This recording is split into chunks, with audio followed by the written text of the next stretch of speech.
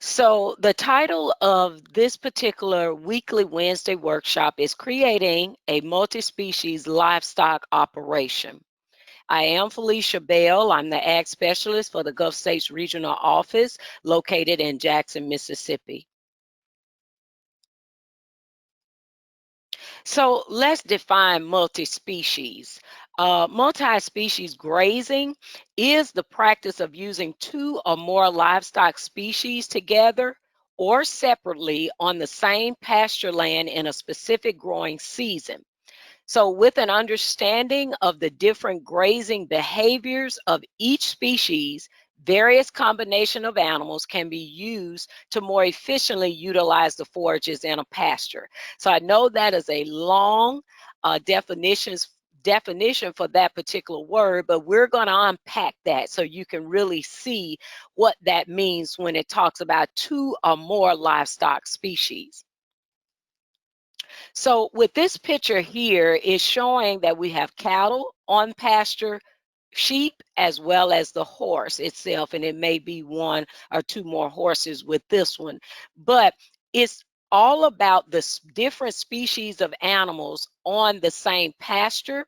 And this particular grazing methodology, you're either having all the animals in one paddock or one area, or you are following behind each species. So when you're following, it will start with cattle. Then we come down to our small ruminants. So cattle is considered large ruminant. Then we come down to our sheep and goat, which are small ruminant.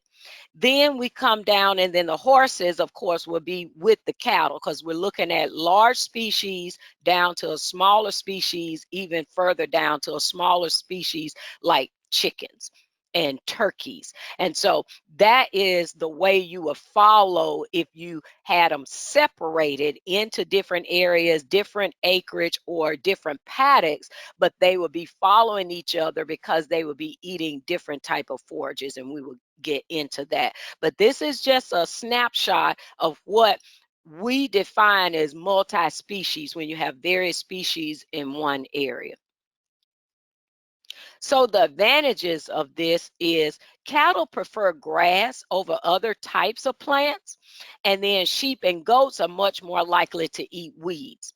Sheep prefer forbs, which are broadleaf plants, to grass, and then goats have a preference for browsing on brush and shrubs, and then broadleaf weeds. So sheep will go towards forbs, broadleaf plants, than grass. They will eat grass, but they prefer broadleaf.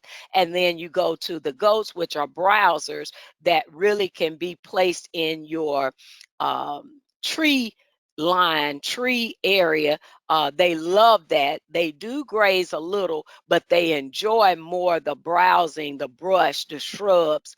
And so you want to give animals what they prefer to eat, then you have a happier animal.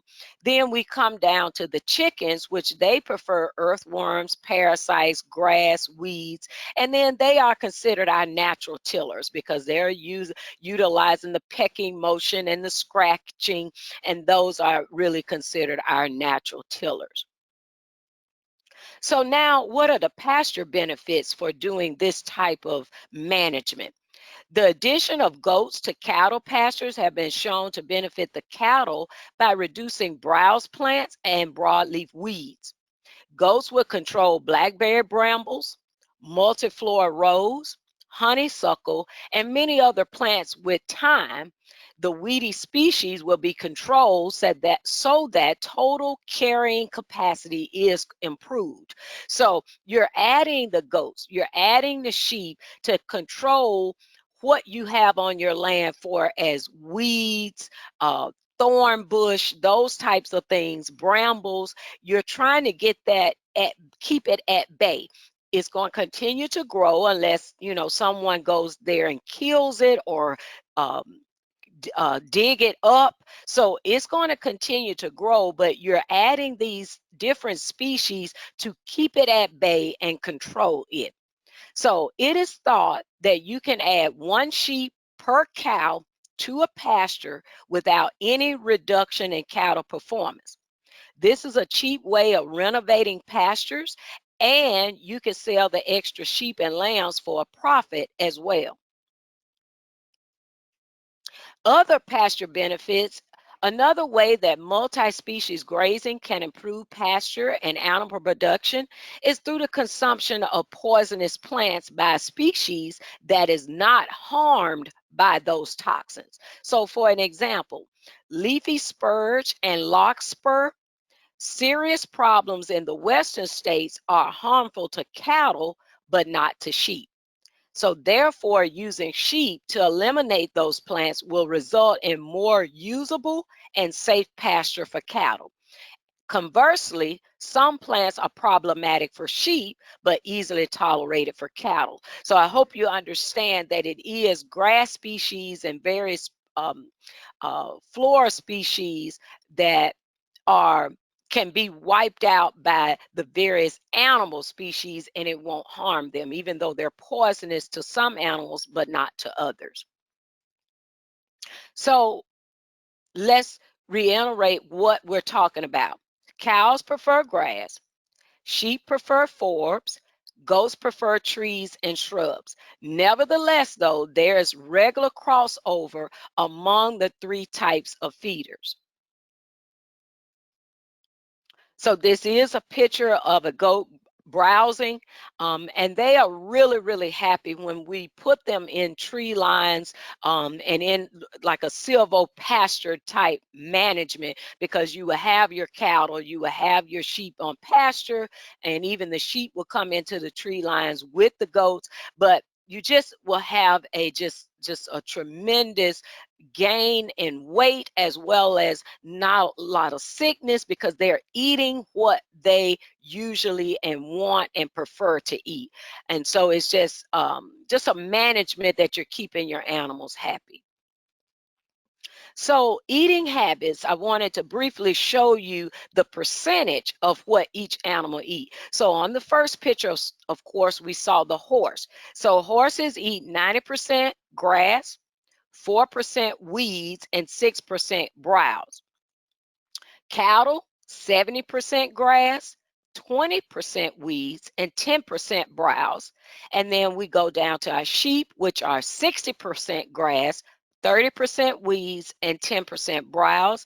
And lastly, we have our goats that are 20% grass, 20% weeds, and 60% browse. So we get to see right here the dietary preference, which we've been stating in the earlier slides, but we definitely can see here with research done, and this was done at the University of Tennessee, Knoxville, that it truly is eating habits that we're not saying anything that's not true, that these particular animals have a preference, and if we could give them their dietary preference, we have better quality of animals. So our major concern on pastures, and this is for any livestock producer, regardless of what species you have on your land, are parasites. So worm eggs are deposited on the pasture in the manure. The eggs hatch and larvae are consumed by grazing animals. If left untreated, concentrations of parasites will increase with time as this cycle is repeated. And that is what we're trying to hedge against. We don't, yes, these worm eggs will be deposited, but we don't want the second portion of this sentence to happen. We don't want the animals to consume those parasites. So parasites are species specific. That is, cattle parasites affect cattle and not sheep, while sheep parasites affect sheep but not cattle. So the cattle acts as vacuum cleaners, ingesting the sheep worm larvae and preventing them from affecting the sheep.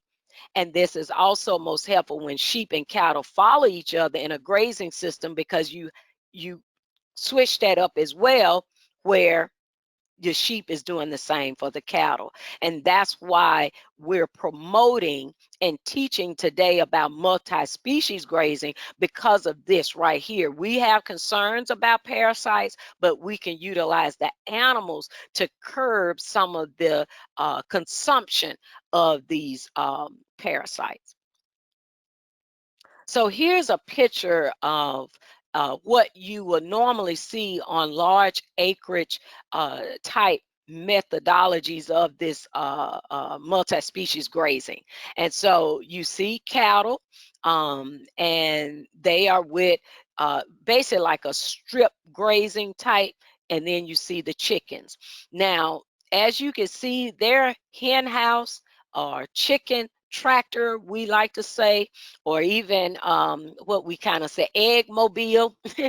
You see that they are separate from the cattle in this particular management for this farmer producer, but you can see how this is done. This is the purpose of the picture being here, that you could just see this particular farmer's way of doing multi-species grazing. They don't necessarily have the chickens in with the cattle, but the chickens are on pasture. And so they are just going most likely behind the cattle, taking care of the parasites. But this is a layout of how you would do chickens if you wanted to add them to your pasture. So, chickens to the rescue.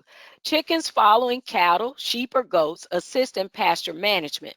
So, chickens eat insects, seeds, and residuals left behind by the cows and sheep or goats. Their scratching and clawing at the soil mixes and spreads the manure left by the cows, the sheep, and the goats in a more even distribution across the fenced area. And that's what I meant by natural tillers, because they're going to go in, do their job, and it helps with our soil fertility. So the soil benefits. It's a long known fact that grass loves nitrogen, but chicken manure isn't just loaded with nitrogen, it also contains beneficial levels of phosphorus, potassium, magnesium, and calcium. So these are all important nutrients for a well-balanced soil. Because the manure is so potent, it's paramount that the grass is allowed to rest after a good trampling for at least 30 days or longer. This allows rain, insects, and microbes to break down the manure into fertilizer, and then also speeds pasture recovery to greatly reduce nutrient runoff. So next is quail. I love quail, and I just have always wanted some of our farmers like to introduce that into their management operation. We do have farmers in Mississippi that only do quail, but I would love to see some of our farmers add quail to other livestock operations. So quail farming. They're an affordable way to generate some extra income, low cost, very easy, and high profit business, easy to raise, smaller size birds, and they need less care and management. It is a self-sustaining business because they reach maturity at 6 weeks of age, and then they start laying eggs. Then you can start selling the quail eggs, and that's you start recuperating some of the costs that you have placed into this business by just selling the eggs. Not we haven't made it to the actual meat, but just the eggs. So they're low maintenance. They don't need too much space for moving around and need regular maintenance for success, though. Quails require less food. They love grains, leaves, and insects, and of course, weeds. Quails are hardy and disease-resistant birds. They don't get sick easily, and they hardly require special care. They are also disease-resistant birds. So quail products are healthy and delicious. They provide important minerals and vitamins. And then they are becoming, in certain areas in our country, they are high demand. So quail eggs, as I mentioned earlier, and meat are very low in fat and high in protein. So that's one of the reasons why I just added this in there, because again, I would love to see some of our farmers add this to their particular operation and management. Again, we have farmers that strictly quail farm, but the purpose of this within this particular presentation are for farmers to add it as that multi-species. So if you have cattle and you have sheep or you have goats, chickens, add this as another stream of income. And then it's something that, again, you could do on your pastures, but also I know that people do raise them in cages and other ways. But this is strictly like on a pasture type management. Here is pictures of basically like rabbit tractors. And so you see the electric net fence, pastures excuse me, the rabbits are on pastures. And then in the background, you can see what we would kind of call like a rabbit tractor, but it is their home out in the pasture. So of course, nesting boxes are in there, waters and feeders. And again, it's similar to how we utilize chicken tractors, that they are protected from predators while they're on pastures. So rabbit farming, the rabbit is known as micro livestock. They can be a great source of food production. Opportunity of rabbit farming and commercial production can be a great source of income and employment. And what that means is it being you as a farmer can employ people from your community to help with this particular operation.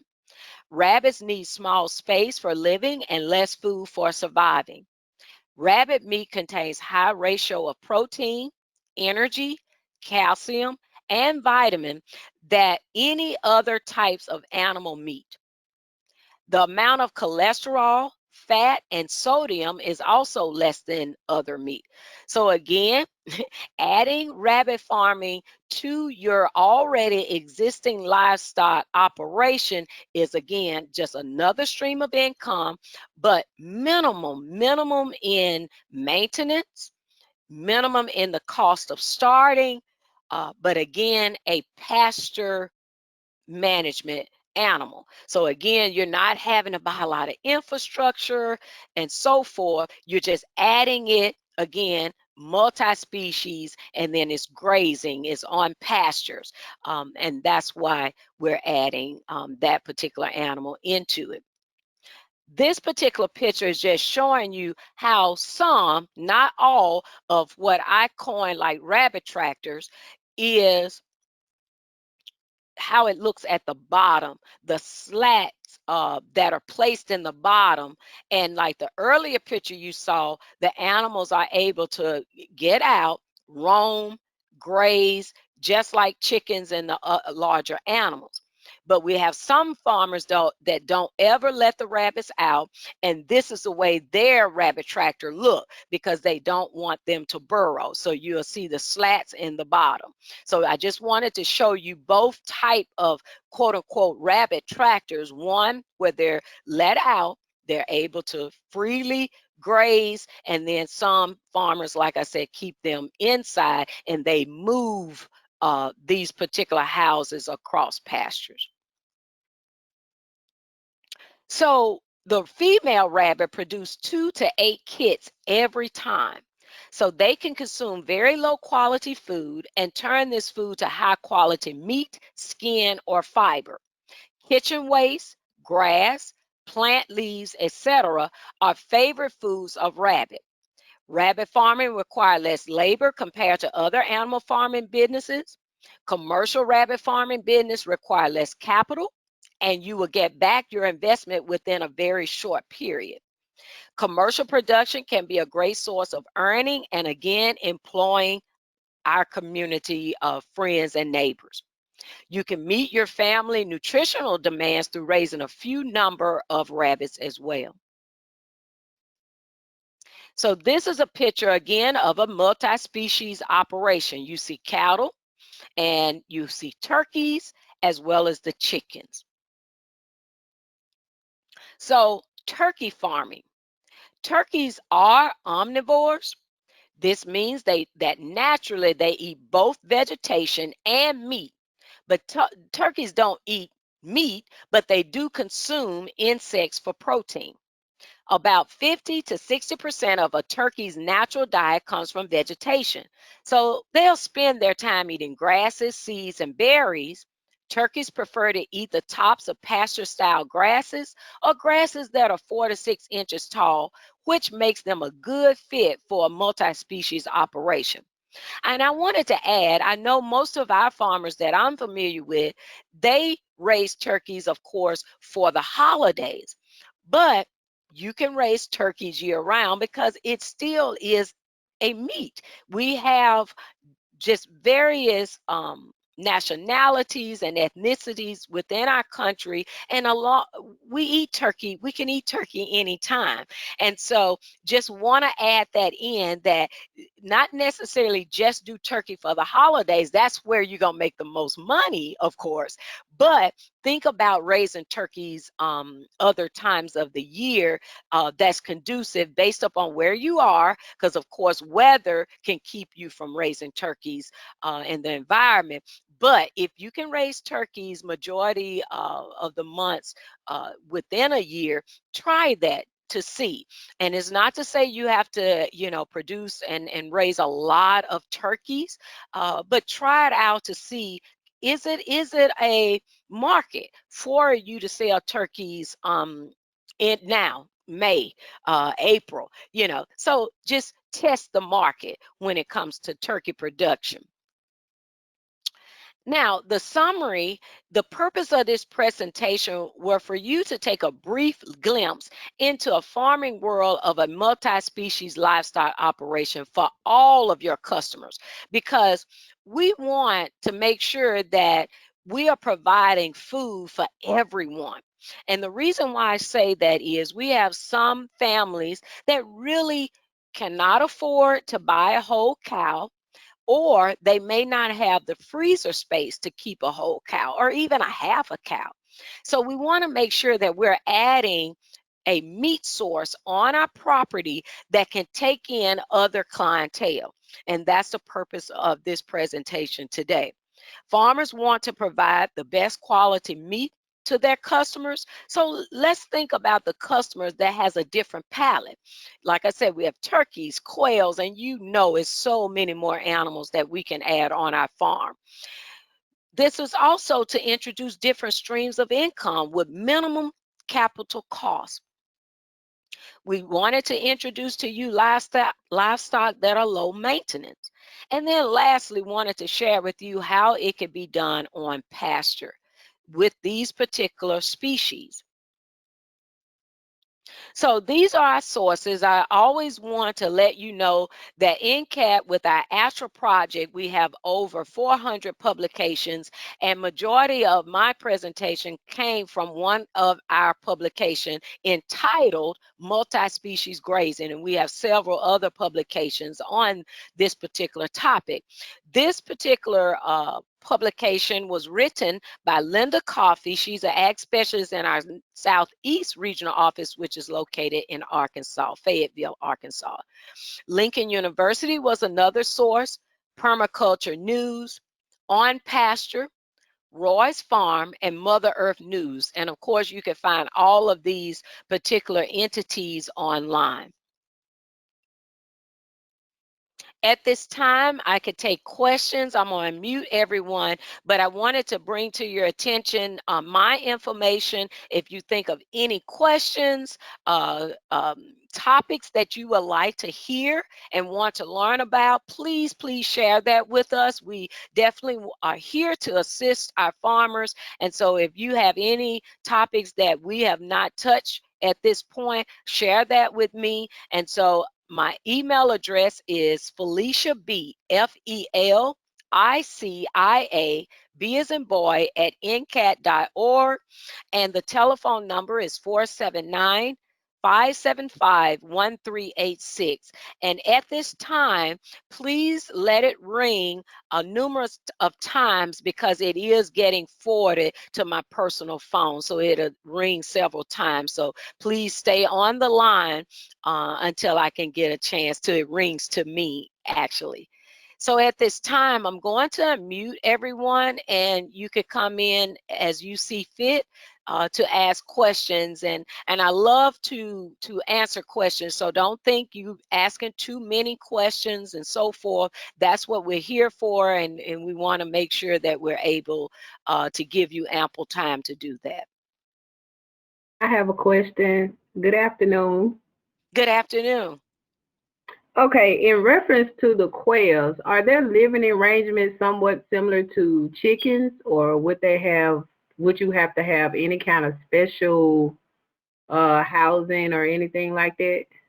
So, not necessarily like chickens, they like cover. So, the farms here in Mississippi, they love like straw, the wheat type, a lot of brush type. So, they really, like I say, if it's more pasture land that has grown up, you have areas that, because they don't like to be out because predators, of course. So they Okay. use that cover for protection as well as they nest under that cover.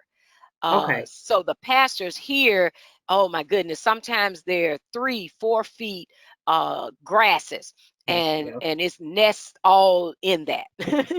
uh, Okay. and so yes, ma'am, not yes, they're poultry, but not necessarily similar to the way we raise chickens, that they're kind of open and out and stuff. And even you probably know, even our smaller chicks, and as they start getting up some size, the pullets, they still can be attacked by hawks. So they still really are not large enough necessarily be out in pastures. So we want to make sure even with our chickens that they're, pretty large size. That's why we have the chicken tractors following, where they can run into the chicken tractors if you have overhead predators and Okay. stuff. Thank you for the question. Yeah. So are those chicken tractors like specially built, or do they sell them? So they are built, and I don't want to say that they are not mass produced because we have so many farmers that are utilizing them. So I don't want to say they're not mass produced somewhere by maybe a farmer, not necessarily a manufacturing company, but most of them are built by the farmer or neighbors, contractors, Okay. people that they know. But as you saw, I hope you were able to see, one of the pictures had an old camper trailer. Okay. So Yeah, I did see that. yes, ma'am. So you can utilize whatever, and you basically, it's shelter.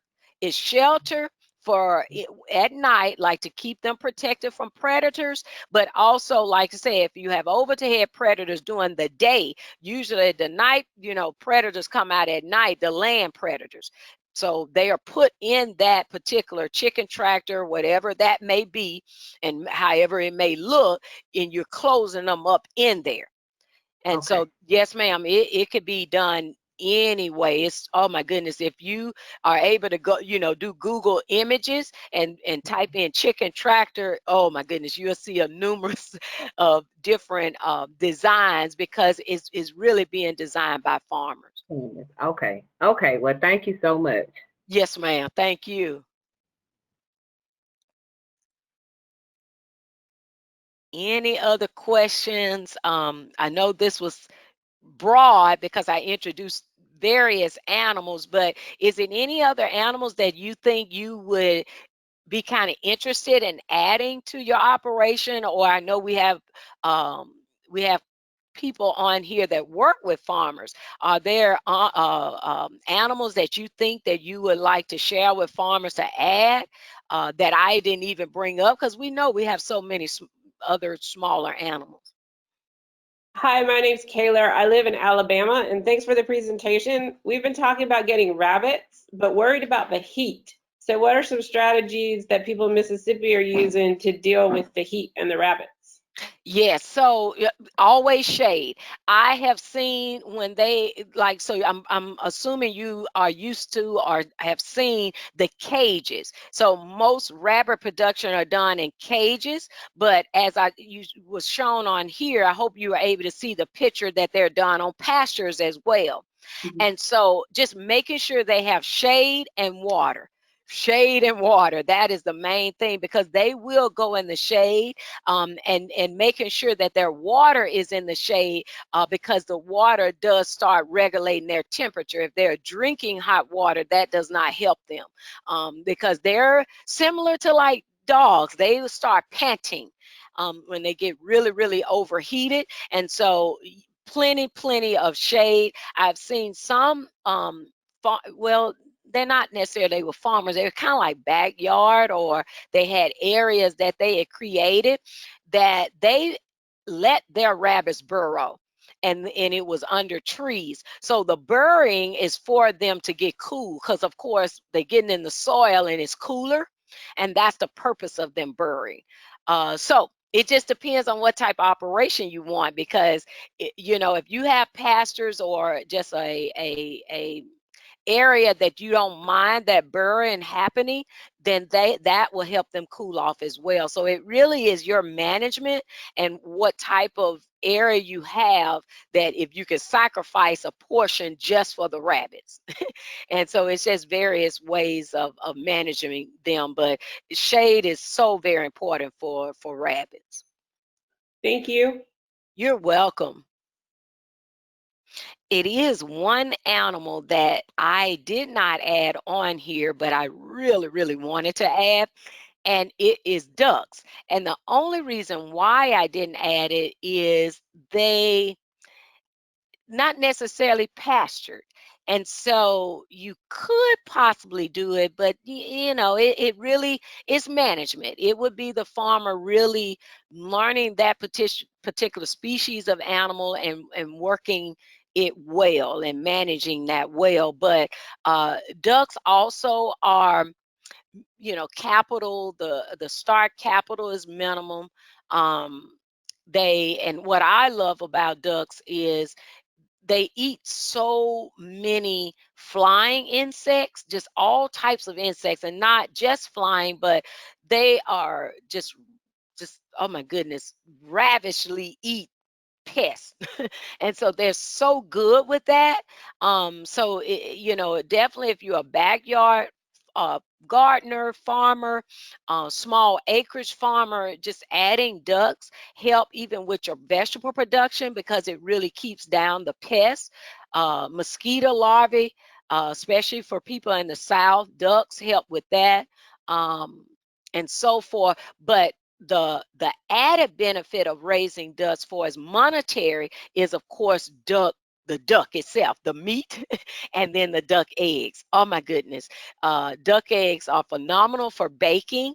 And so that may open up other clientele for you as a farmer, working with bakeries and restaurants and all of that, just having duck eggs. And of course, restaurants for the actual duck.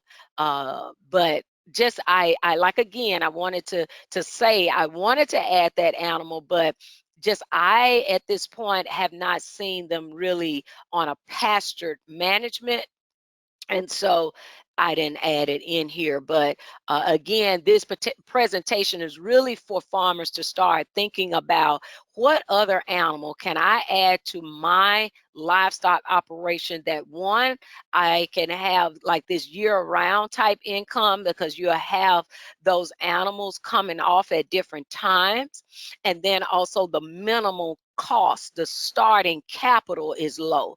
And so that's why I'm mentioning it now, because it's just so many animals that we can add to our operations that really can help us add an extra stream of income. So I wanted to definitely share that with you.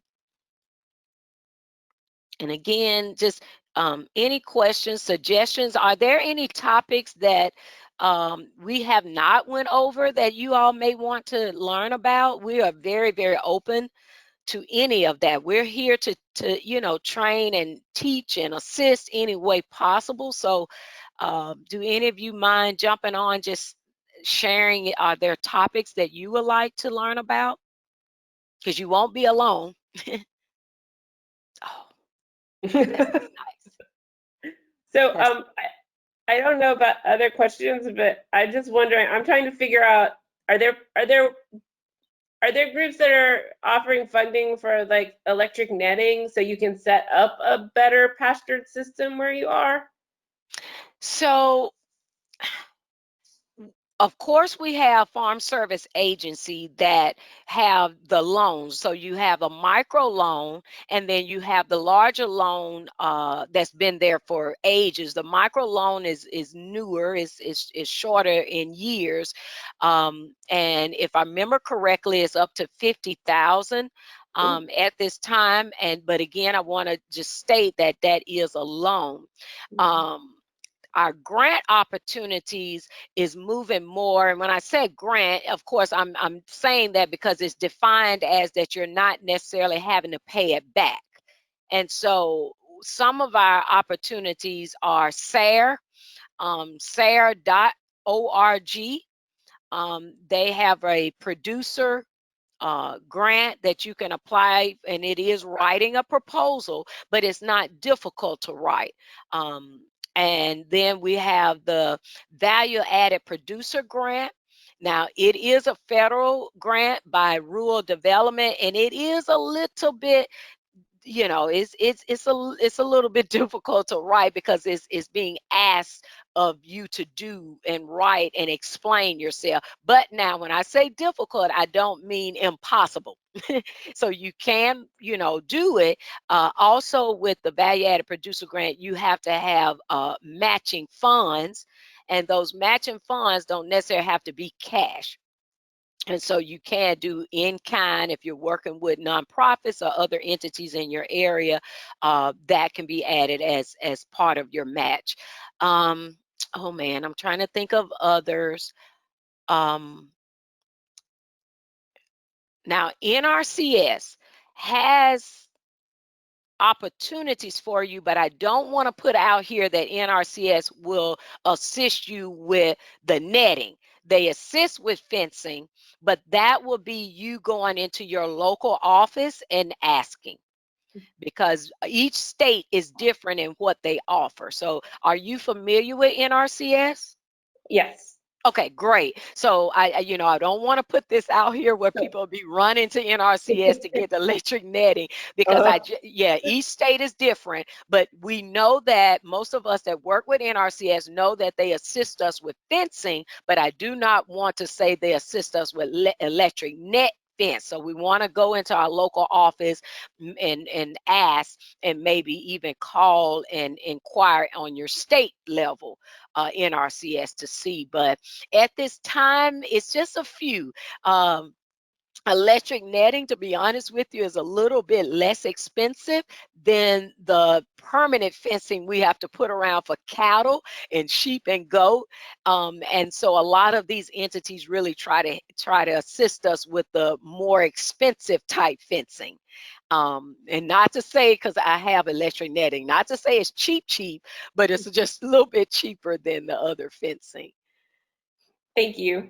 You're welcome.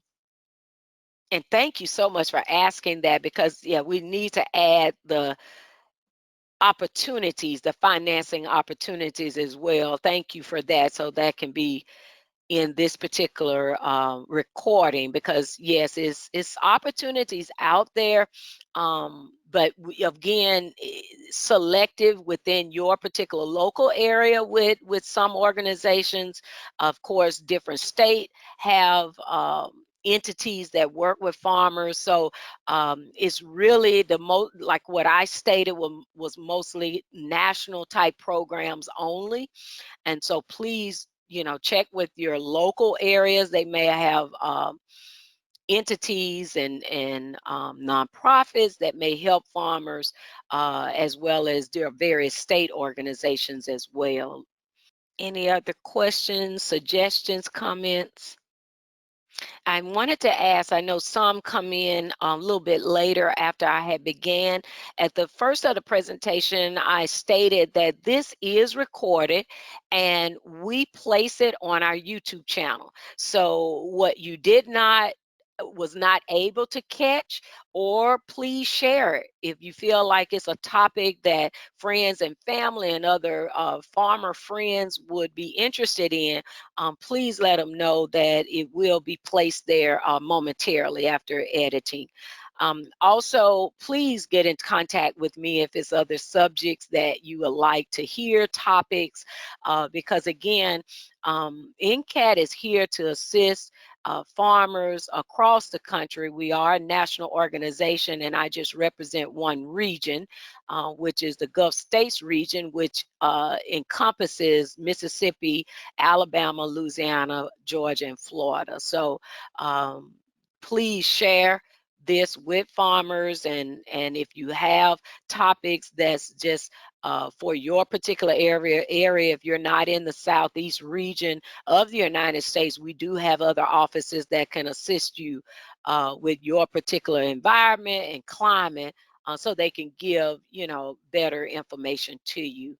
But please check us out, our website, as well as our social media platforms and our YouTube channel for all of the different information we have. We do not only these type of webinars, but podcasts and blogs and of course Facebook posts. And so check us out on those various platforms because you'll find a wealth of information.